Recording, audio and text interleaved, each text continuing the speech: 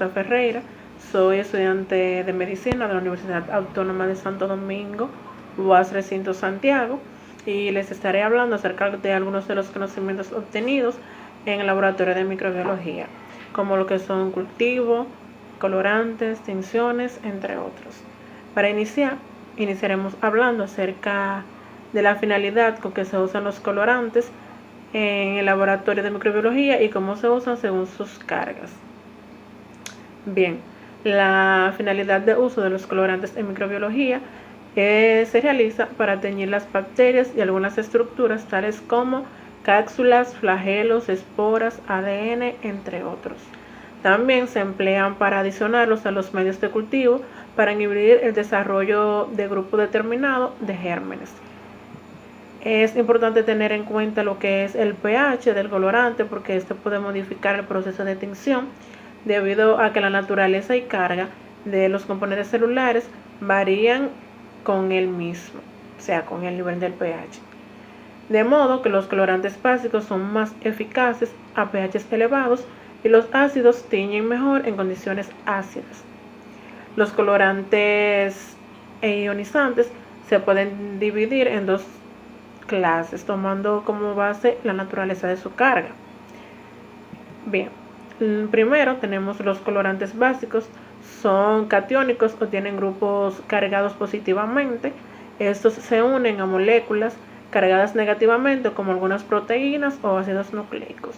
Estos son empleados con frecuencia en bacteriología debido a que la superficie de estos son bacterias que poseen carga negativa.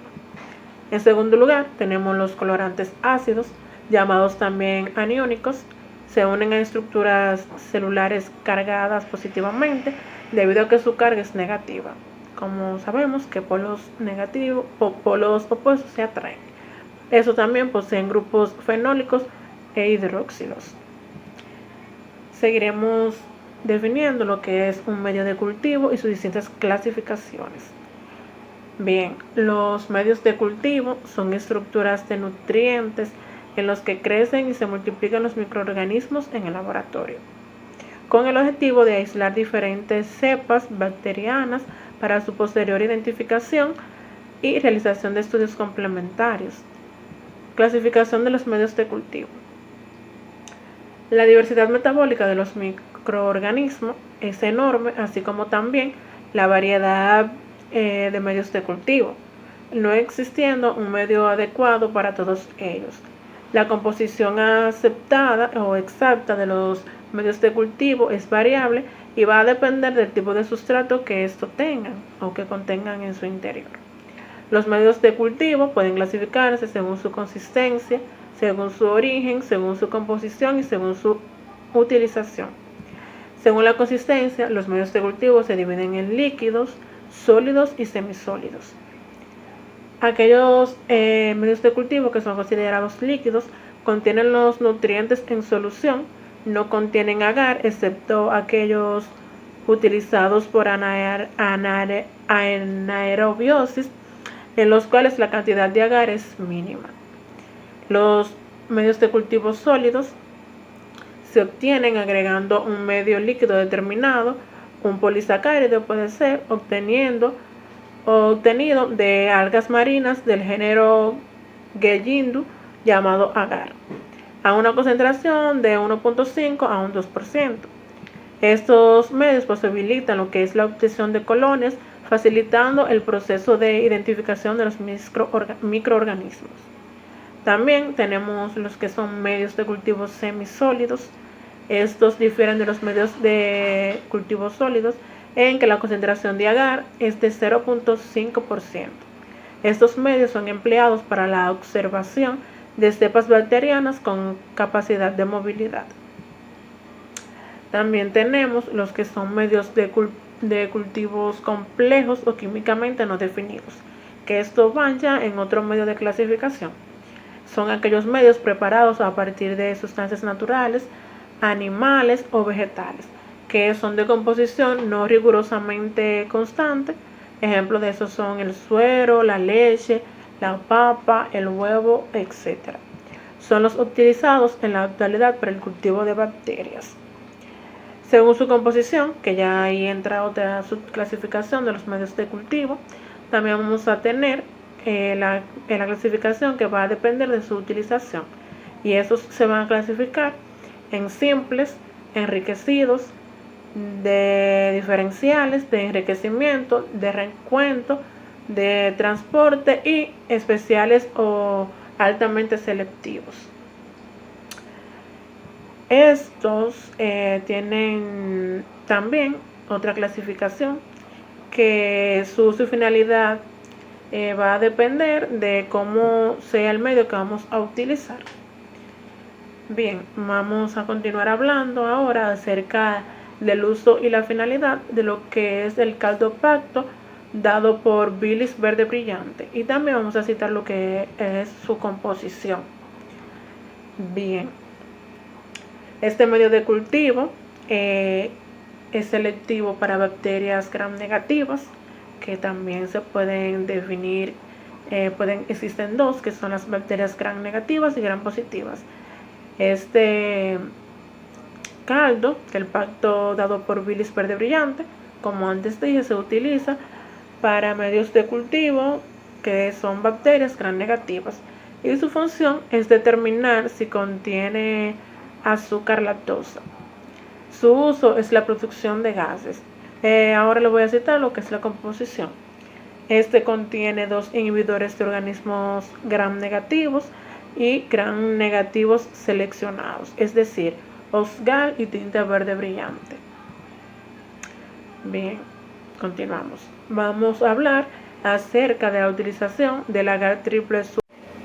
Bien, continuamos hablando acerca de lo que es la diferencia que se establece en el agar mannitol salado, y también vamos a citar lo que es su composición. Bien, las diferencias que se establece se encuentran en el tipo de medios que van a ser selectivo y diferencial, y la sustancia que va a funcionar como el inhibidor, que va a ser el cloruro de sodio a 7.5. También vamos a mencionar lo que es la composición del mannitol salado. Como su nombre lo dice, está compuesto por mannitol, que se considera un alcohol poliédrico. Seguimos hablando acerca de lo que es la utilización del agar triple sugariro, y vamos a citar su composición y cómo se evidencia el crecimiento de este. Bien, el agar triple sugar es un medio de diferenciación para organismos entéricos gram negativos. Como sabemos, existen dos clasificaciones, que son las bacterias gram negativas y gram positivas. En este caso, el agar triple sugar va a diferenciar los organismos entéricos gram negativos, basado en su capacidad para fermentar lo que es dextrosa, lactosa y sacarosa, y para producir sulfuro. Composición: este está compuesto por lo que es glucosa, lactosa y sacarosa. Vamos a también hablar de que cuando dichos carbohidratos que se encuentran en presencia de lo que son los organismos entéricos gram negativos se fermenta, lo que sucede es que la producción resultante de ácido es detectado por el indicador de lo que es el rojo fenol. Entonces se van a producir cambios de color que vamos a diferenciarlo de la siguiente manera: amarillo para lo que es la producción de ácido, y rojo para la producción de alcalinización. ¿Qué es la resistencia bacteriana y para qué es utilizado el antibiograma? Bien, la resistencia bacteriana es la capacidad que tiene un organismo o un microorganismo, mejor dicho, para resistir los efectos de un antibiótico. Un considerable número de bacterias no presentan lo que son cambios o mantienen lo que es la sensibilidad a los antibióticos sin presentar cambios. De igual modo, existe un sinnúmero de microorganismos o bacterias que han aumentado su resistencia a los antibióticos. En la medida en la que se exagera y se abusa del uso de los antibióticos, los mismos, los microorganismos van a aumentar lo que es su resistencia bacteriana. Utilización del antibiograma.